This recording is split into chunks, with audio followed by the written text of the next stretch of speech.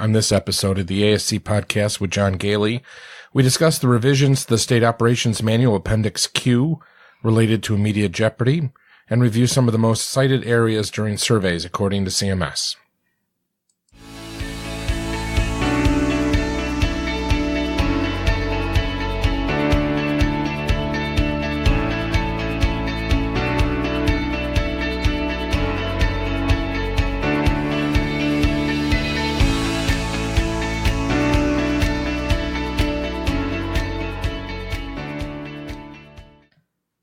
Welcome to the ASC Podcast with John Goehle, a bi-weekly podcast for anyone interested in the freestanding ambulatory surgery industry. This episode is sponsored by Ambulatory Healthcare Strategies.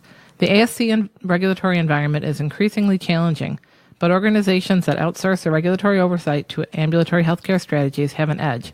AHS works with ASCs to oversee their quality improvement, risk management, emergency and infection control programs, run their meetings, develop education programs, and always be prepared for surveys.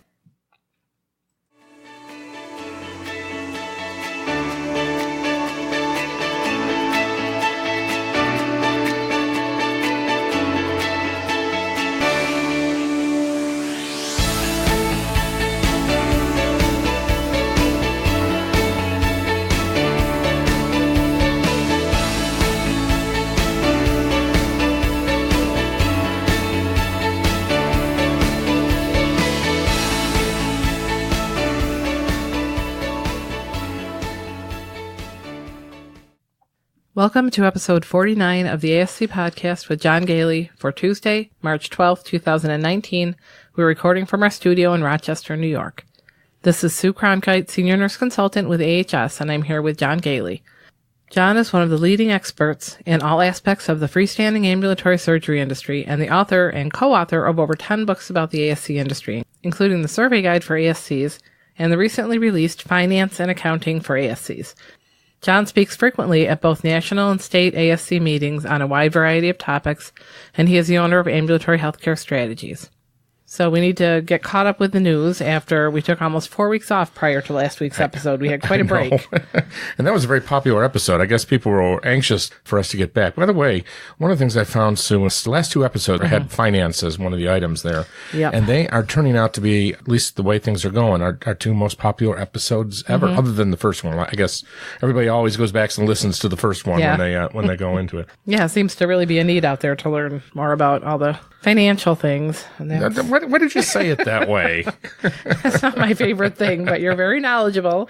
So I'm learning along with everybody else. We're going to continue to put finance into our content mix, though we're not going to talk about it today. So we got a number of things. So it was just last Monday, that we dropped an episode, which was almost an hour long, just getting caught up on a few things. And then when we checked the news, we thought, let's do another one, get caught up on a few things so that we can go back to our regular biweekly schedule. And of course, we always are here if something drops during that time frame. So we're trying to be right on top of things. Yep, that kind of helps having that flexible schedule, so we can be right on the news if something comes up, and when we have more interesting things, or when we go to different industry conferences. Yeah, I do want to continue to thank our audience for the wonderful support we get. The advice we get from people has been a big part of us making changes to accommodate what the listeners are looking for. Well, that's where the financial thing came about. Somebody asked you at a conference, and it's turned out to be something that other people apparently wanted as well. So it's very helpful when we hear from people.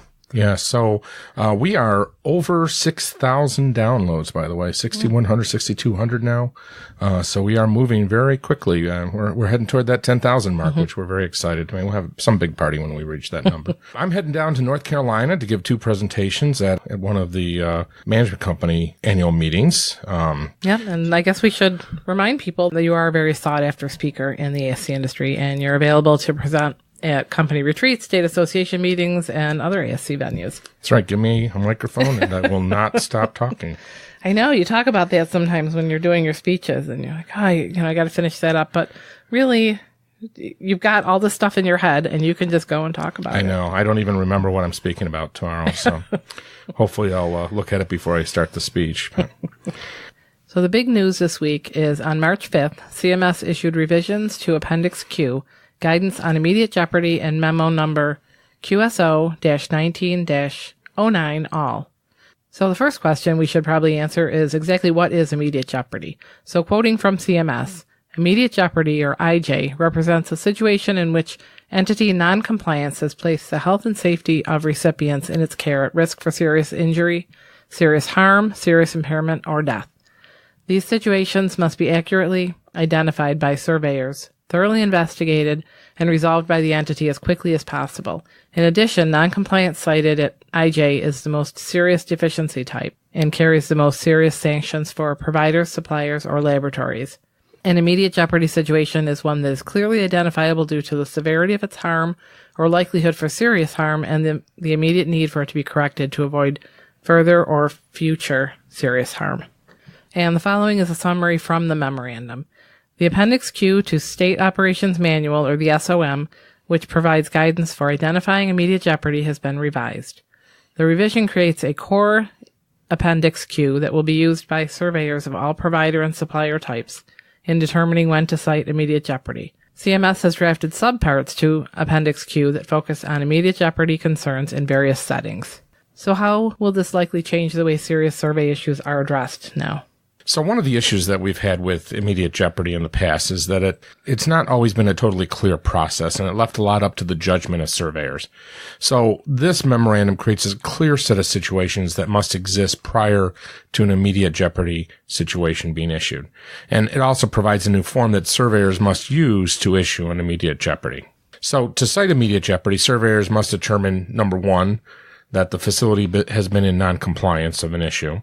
And, number two, that noncompliance has created a likelihood that serious injury, harm, impairment, or death to one or more recipients would occur or recur. And three, immediate action is necessary to prevent the occurrence or recurrence of serious injury, harm, impairment, or death to one or more recipients.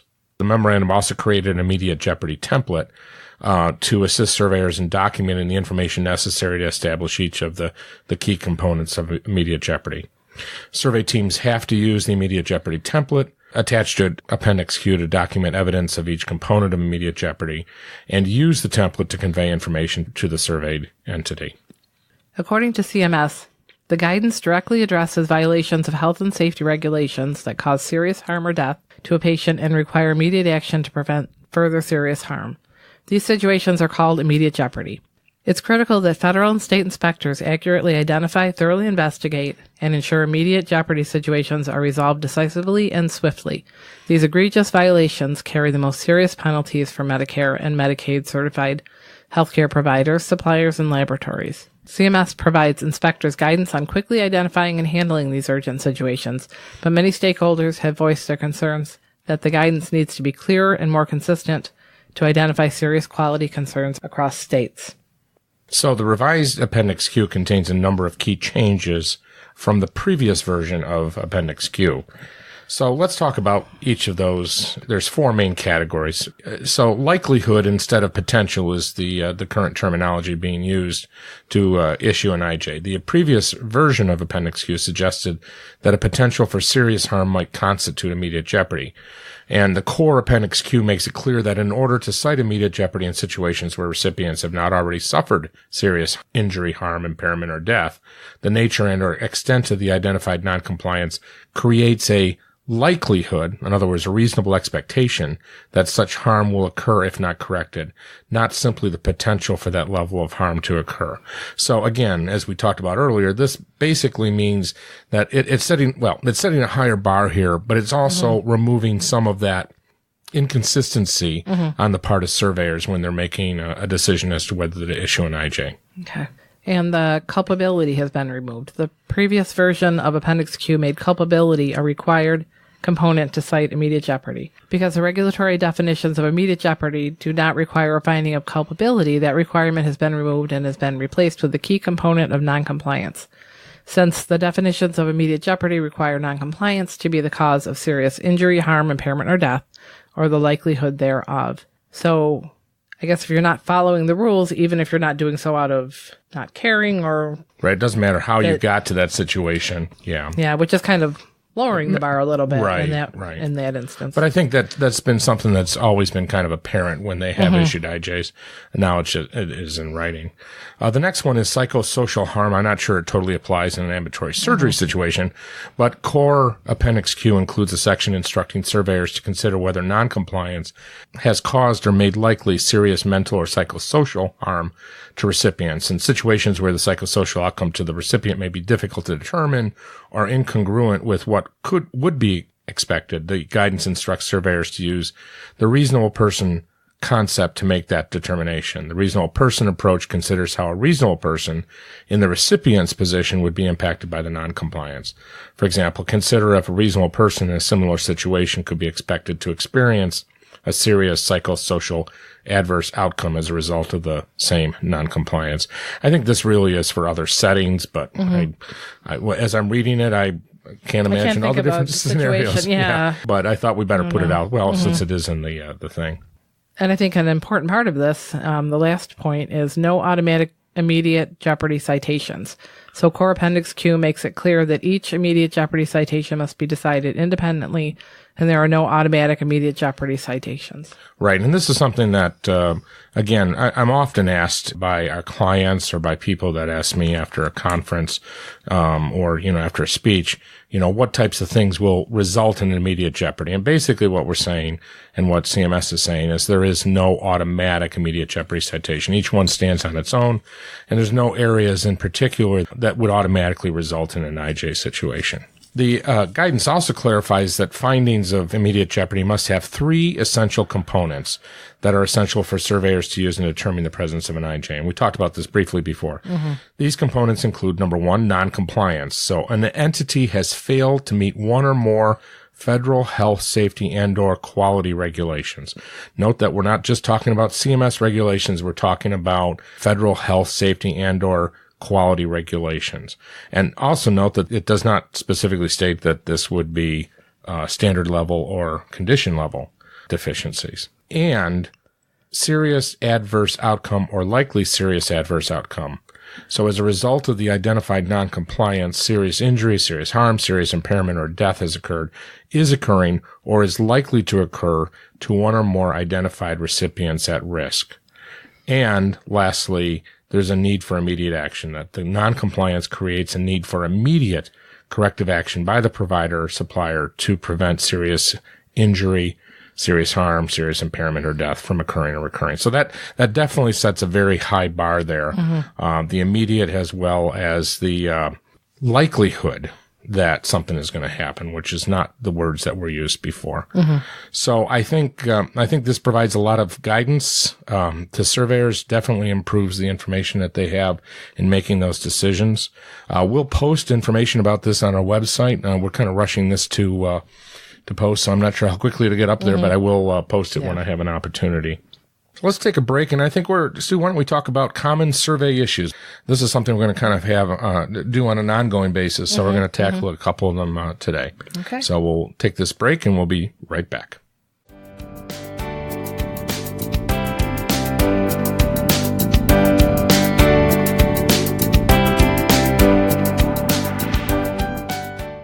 So, Sue, I logged on to the CMS website to research the top citations in 2019 so far. So we got about 2 months worth of citations.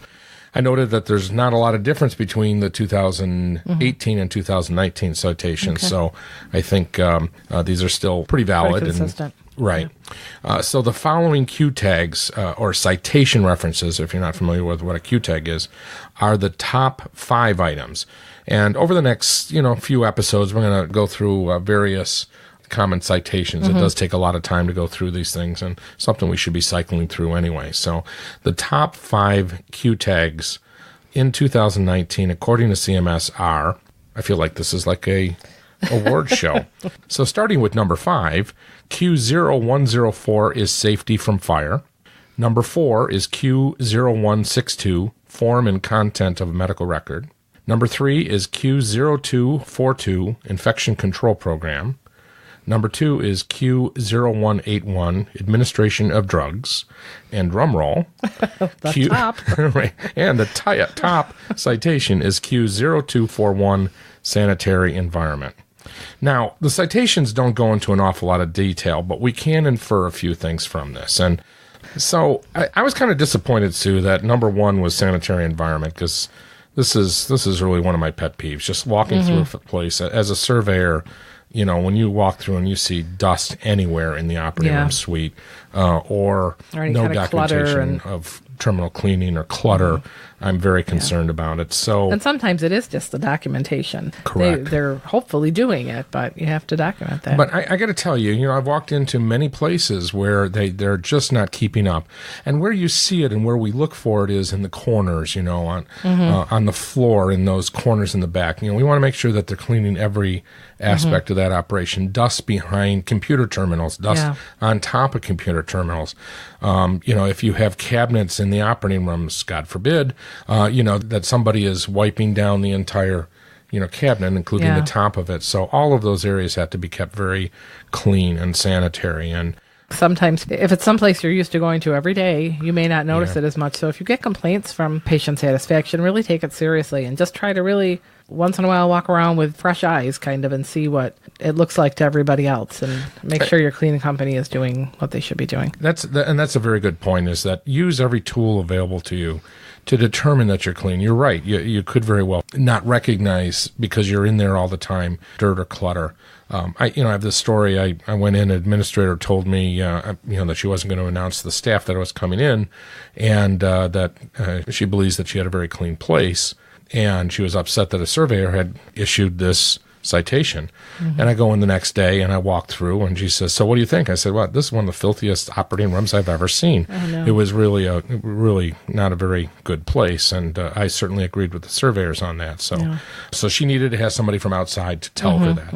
So this points to the importance of having checklists, having people go through, not the same person going through, by the way, doing management by walking around, BWA, my favorite term when I was an administrator, walking the halls, making sure that, little things are taken care of as well as the big things. So, number one, the sanitary environment. And the second one is administration of drugs. Be sure to watch for proper labeling of syringes, the date and the time drawn, initials of the person drawing it up, medication, and the strength. So this is a big thing. Very common item. Virtually every place I go, we cite this. So I'm not at all surprised, or would not be a bit surprised if this were being cited all across the board. And I think people, if they're going to be pulling things up well ahead of time, which there's issues with that also, but then people might think of this, but it's when they're drawing it up and they're just setting the things down. Anytime it leaves your hand, it has to be. You had a situation a couple weeks ago where a doctor was saying, "Well, I don't need to label it because I used 2 different size or 3 different size syringes for this," correct? Yes, he had his routine, and it was very clear to him because he was using the different size syringes for the different medications, and he was using them shortly after he drew them up. They didn't leave his site, but that's the regulations. You really have to label them. And unless you're using it immediately without setting it down. And to play the devil's advocate here, I've seen enough legal cases that have involved the misadministration of drugs that this really is extremely important, and I can't emphasize that enough. So remember the 4 elements that need to be on each syringe that's drawn up, and if you put the syringe down, that means that it is not being used immediately. So that's how you determine. So as we said, the initials of the drawer, the medication and the strength of that, and the date and time that it was drawn, and that medication needs to be used within an hour of drawing it up, unless information is different in the instructions that were provided for that drug. And the single dose and multi-dose vials. One of my favorite topics. Oh, my Lord. So, number one, you really should be trying to use single dose as much as possible from an infection control standpoint. Right. And if you do have to use multi-dose, it's much better if you use the multi-dose on only one patient. That way you don't have to follow this next rule, which is drawing up multi-dose in non-patient care areas. So as you said, a lot of people, if they can't get the single dose, they'll just use the multi-dose as a single dose. Right. May seem wasteful, but it's very difficult otherwise, just for that process to work, to draw them up outside the patient care area. Right. And the question often comes out, well, if I'm doing this in an operating room, can I do it without the patient being in there? well, that does not meet the patient care area. Of a non-patient care area. So this is a very, again, a very frequently cited area, as well as, now I'm sure none of our listeners are doing this, but using single dose as a multi-dose file, that should never be done, and that could get you into serious trouble, maybe even in immediate jeopardy. And the last two suggestions in this area, and I'm not sure these were part of what were being cited in the CMS list here, but maintaining proper documentation of the drugs. In other words, making sure that you know your high alert drugs and you know what your look-alike, sound-alike drugs are. They're well labeled. Labeling the drugs on the shelves appropriately. Labeling them when they're sitting in the crash cart. And storing them appropriately. If you do have look-alike, sound-alike, don't store them near each other. All those safety things that you can bring into play just to reduce your chance of any mistakes. And one of the areas that you and I have been working on quite a bit lately with our centers is the appropriate wasting of drugs. It's not a regulation yet that you should not be wasting into like a sharps container or other areas, but we know that that's coming down, and certainly the standard of care now is heading in the direction of using some type of a neutralizing agent. It's just tough to get real guidance on that. I mean, it's a whole separate issue. I just think for the environment in general and also for the safety of the medications we're having, wasting those drugs into a neutralizing bucket. There's a couple out there. I don't want to mention any brand names right now, but do some research on the internet and you can find them pretty quickly. So number 3 in the list of most cited areas is the infection control program. So this breaks down to a number of different areas. Proper OR attire. In other words, making sure that everybody's wearing appropriate garb in the sterile corridor as well in the operating room, that are changing that attire, that you're replacing your mask, for example, after you leave the operating room. That is actually one of I was looking at some of the state citations. There's a couple websites for states. I can't remember which state it was, but that was the most common cited item in one of these states the entire year, 2018. Not surprising. Or people pull them down and just hang it around their neck for a while, and that's just not really appropriate. So the minute you leave the operating room, rip it off, put it in the garbage, and then get a new one. And then just in general, OR attire and making sure that you're following the appropriate standards. Making sure you have a comprehensive infection control program, something that we work on very comprehensively with our clients. And, and then educating infection control coordinator appropriately. That means either getting them that education, sending them away for that education. We all acknowledge that right now there isn't a lot of standards with regard to the education program. But now with the implementation of the Certified Ambulatory Infection Preventionist program, I think we're heading in that direction. And there's a lot of educational programs that are being developed. And as a matter of fact, we're going to be we're looking into ways to add infection prevention to our podcast and perhaps be able to get continuing educational credits for our listeners. So stay tuned for news on that one. And, of course, documentation of activities of infection control. Always document. You're monitoring for infections, all the surveillance activities that you're doing, the hand hygiene, sharp safety, environment. Keep track of all of those in your QI program. Oversight of sterilization processes, and again, the education. Right, and that oversight of the sterilization processes tends to be one of those areas that the nurses that oversee the infection control program don't always remember to deal with because you're not given that training. I suspect you didn't have any sterilization in your education in that area. No. So that's something that if you're an infection control coordinator, you need to get from an outside, attend ASC Association conferences, for example, or there's a lot of sterilization courses that are available for free from the various vendors on their websites. And that last item that's on our bullet here is education, making sure that everyone knows that you have an infection control program, what its components are, constantly educating people on the various components. Hand hygiene, of course, seems to be the one that we're constantly dealing with, as well as sharp safety. And medical record documentation issues, allergies and reactions. I can't believe we are still talking about this. I know. It's an ongoing thing. I usually see allergies being documented. People forget to document all allergies, especially latex. People tend to only think of medications and what the allergic reaction actually consists of. It could be something very mild that maybe isn't really even an allergy. So it's just important to note that. the famous penicillin allergies that everybody documents. Everybody seems to have a penicillin allergy, and yet they tend to be very minor items. Yeah, and that's important to know because sometimes that is the most appropriate medication. Right. And always document that in a prominent location. And that prominent location is very important. Now, this is where we talked about this with regard to electronic medical records, where this is very difficult. And you just ran into a scenario recently where a medical record consultant insists that the medical records, the electronic medical records, be printed, which there's no logical prominent location in a printed medical record that is meant to be read online. So yeah, it's tricky with it. It tends to look a lot different when you print it out. So concluding this area on medical record documentation of allergies and reactions, making sure that if you have a paper medical record, you're documenting on a specific sheet of paper that everybody knows in the operating room, in the pre-op, the post-op area, is going to be the place where the allergies and reactions are always documented. And as Sue mentioned, make sure that you include all allergies, drug, supplies, latex allergies, things like that. Stop using no known drug allergies. NKDA, you should be using NKA, so no known allergies, so that we're not restricting ourselves to saying that there's no drug allergies only. Yeah.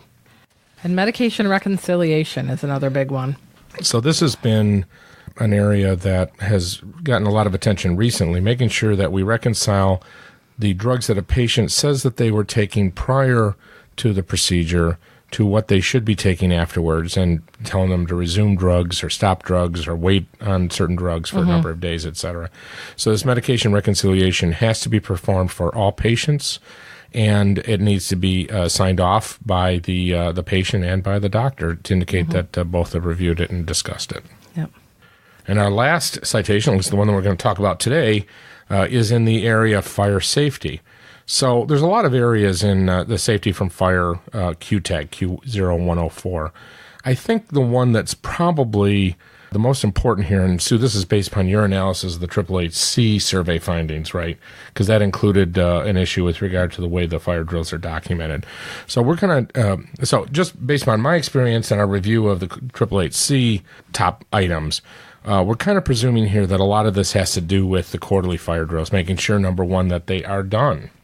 I just visited a new center, a new one of our clients, and they hadn't done a fire drill in quite a long time. So we are rectifying that right away, immediately, and taking care of getting them on board with a regular schedule.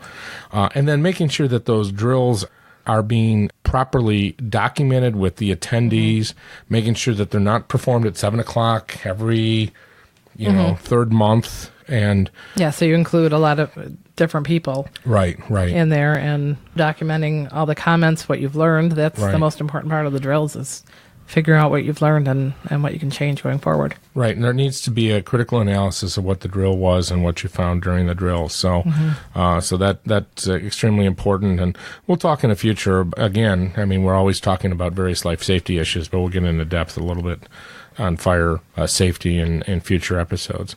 And I guess I really do want to make one overall comment here, is that a lot of this gets down to the documentation as well as actually doing proper orientation and mandatory education for your employees. So you should have a regular program of orienting new employees within 30 days on all aspects of your ambulatory surgery center. There's so many different areas that need to be covered. I think our list right now that we use within our company is probably 35 items. And understanding the difference between annual mandatory education and in-services, and this is another one of my pet peeves, is that you should be doing annual mandatory education of various aspects. For example, transfers. Everybody should be reminded annually about transfers. They have to be given annual training on OSHA and OSHA bloodborne pathogens and HIPAA and things like that.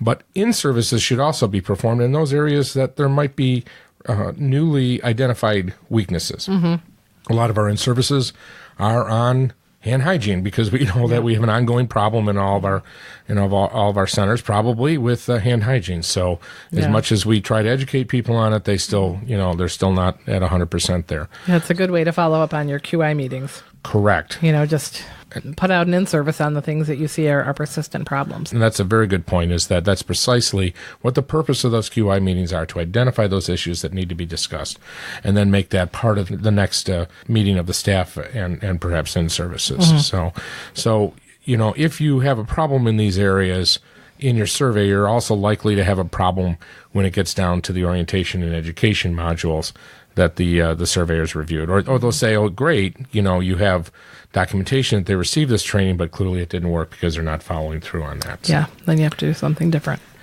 So let's take a break, and we'll come back and talk about some of the upcoming events in the ASC world.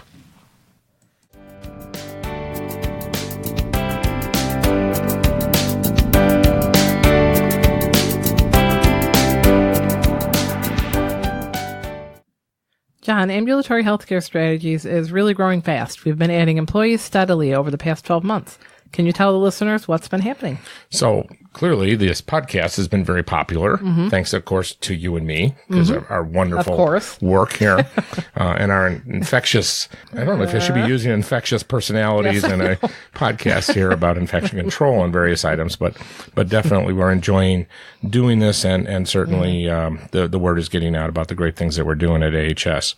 So recently, we added infection prevention consulting to our services and mentoring of infection control preventionists in the organizations, and that's being headed up by Lori Rodericks, who is our newly certified CAIP individual. So she has the Certified Ambulatory Infection Preventionist certification now, and she's always been doing infection control for us, but now she's got this new title. So she can do ongoing infection control consulting, particularly if you don't have a qualified IC person on staff. She can help you in following up on infection control issues.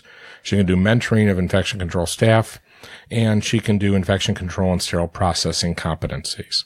And we've also enhanced our life safety services by adding Jim Masters to our staff. He is a life safety surveyor, and so he joins Alex Borneman, who is our Director of Operations, to be able to do various life safety surveys and consulting on life safety issues, as well as probably the most important thing is follow up on life safety citations. That's a very difficult area for many organizations to be able to deal with. What happens when you get a life safety citation? How do you deal with that? So we now have that ability. And of course, our unique retainer-based regulatory services, where we help keep you on top of all the ASC regulatory requirements and always make sure that you are survey ready.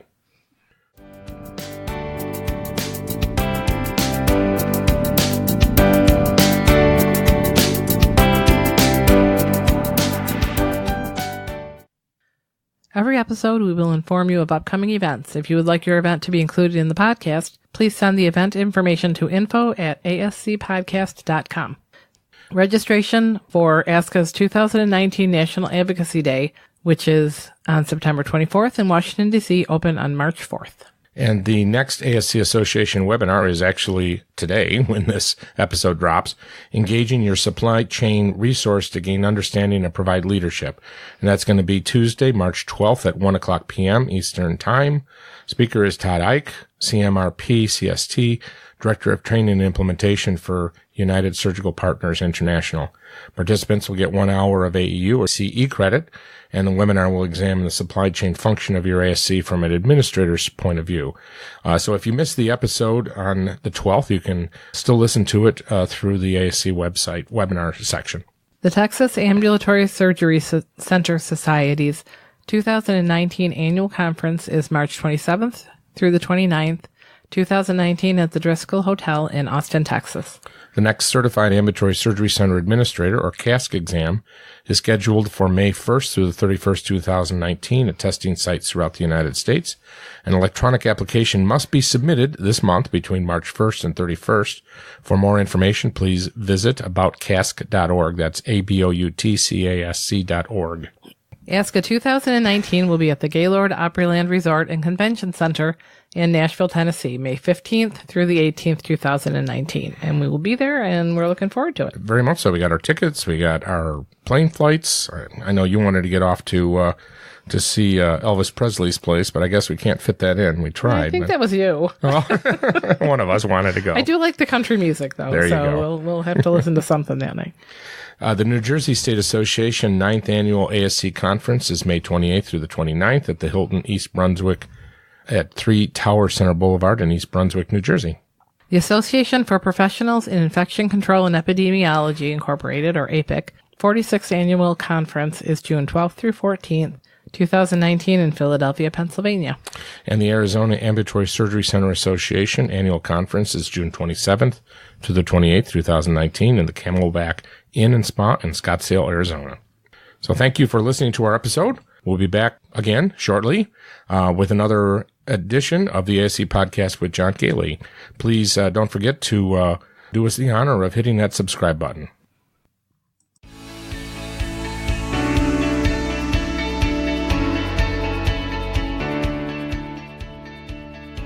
This podcast is an educational and operational tool and is not intended to be a comprehensive resource for all the rules, regulations, and standards that an ambulatory surgery center must meet.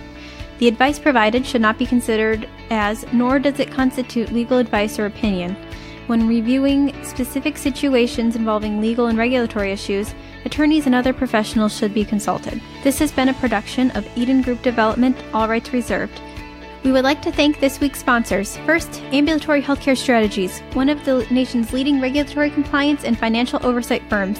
For a free consultation, contact John Goehle today at 585-594-1167 or through email at info@ah-strategies.com. And Eden Group Development, which publishes ASC Regulatory Compliance Series, the ASC industry's leading books including the Survey Guide for ASCs, a guide to the CMS Conditions for Coverage and Interpretive Guidelines for Ambulatory Surgery Centers, and Ambulatory Surgery Center Governance, a guide for ambulatory surgery center owners and governing body members. These must-have books are available on Amazon and Barnes & Noble or directly from the publisher at reg-books.com. That's reg-books.com. If you are interested in advertising or sponsoring the ASC Podcast with John Goehle, please email us at info@ascpodcast.com. We would love to hear your questions and comments. Please email us at comments@ascpodcast.com.